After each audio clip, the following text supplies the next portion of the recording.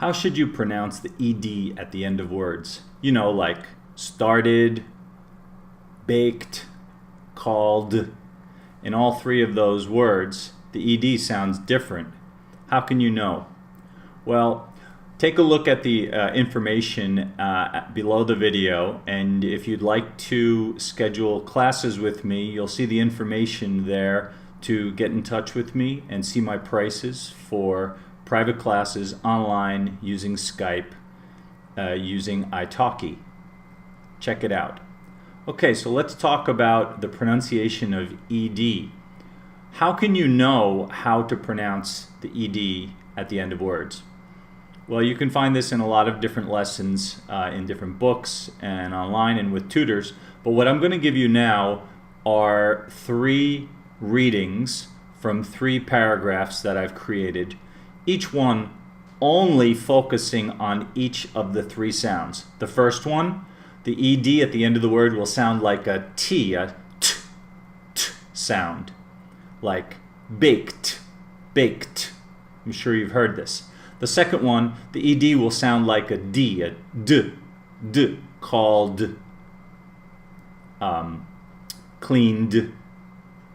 So you're going to hear it sounds like that. And then in the third group, the ed sounds like id, id. It sounds like a syllable. Started, rewarded, branded.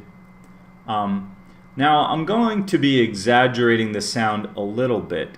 And it's true in completely natural speech, you won't notice the difference as much. But it's important for you to try to learn these sounds, because if your goal is to speak similar to a native speaker, if you have a high goal of pronunciation in English, and that's what the focus of this video is, some people don't care so much about pronunciation, and they'll pronounce all the eds maybe the same, which you definitely can't do, because you can't pronounce them all ed. You can't say clean ed, bake ed. You could say it, but it's incorrect. And you have to say started. You can't say started. You can't eliminate the e as you do with the other ones. So let's get into the reading. And I'll read through them. I will also include the reading below the video so you can read along with me as I'm reading it. So the first one is the T sound. Here we go. Mike liked baking, so he baked some bread. He worked for an hour. He packed the flour in the bag. He dropped the bowl of flour on the floor and he laughed. When he parked his car, he snapped a branch. His tire popped. He smashed the bumper. He passed a bank on the way to the bakery. The next day, he washed his car. At night, he watched some TV. He missed his brother. His brother camped in July. Mike passed up the opportunity. He wished he could stay at a hotel. He faced his situation. He developed some new ideas. He mixed some old and new ideas. He asked for help. He typed an email. He placed information in the email.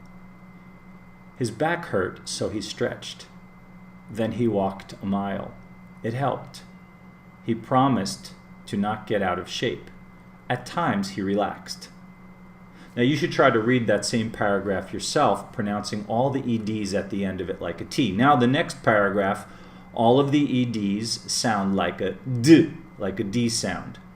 This is the hardest one for most people learning English as a second language, so put extra emphasis on this one. Here we go. Eileen tried to get a new job. She raised her expectations. She cleaned her car. She owned an old car. She tuned her guitar. She peeled the paint off of her old car. She scanned some photos. She opened some envelopes. She applied a new method. She plugged in her laptop. She cleared off the table. She used her own ideas. She closed the windows. She hired someone to help her. She agreed to a low price. She praised his work. She was pleased with the results. She denied that they weren't good. She received what she paid for. She discovered that not everything was true. She viewed it as a big mistake. She vowed to never do it again. She dreamed of a better tomorrow. She played hard. And now for the last paragraph. All of these EDs sound like id. They are their own syllable. Daniel edited some books. He started this job many years ago. This job many years ago, sorry. He credited the writers with having written a great story. He wanted to do more. He branded his company. He avoided copying others. He was rewarded for his great work. He was applauded for his integrity. He demanded the best from everyone, and he expected nothing less. He doubted that it was so hard. He prided himself on great quality. His reputation was wounded when a poor quality edit was printed. It should have been discarded, but its whereabouts were guarded by a shady character. Everything was recorded. He needed to find a solution to his problem, but it all ended badly. Now I'm going to read the second, you can end there, but now I'm going to read the second paragraph, the one that ends with the D sound, in a little more natural way. I'm not going to emphasize the D as much. I'm just going to read the sentences as naturally as I can. So you'll still hear the D, it just won't be as clear to you. Eileen tried to get a new job. She raised her expectations. She cleaned her car. She owned an old car. She tuned her guitar. She peeled the paint off her old car. She scanned some photos. She opened some envelopes. She applied a new method. She plugged in her laptop. She cleared off the table.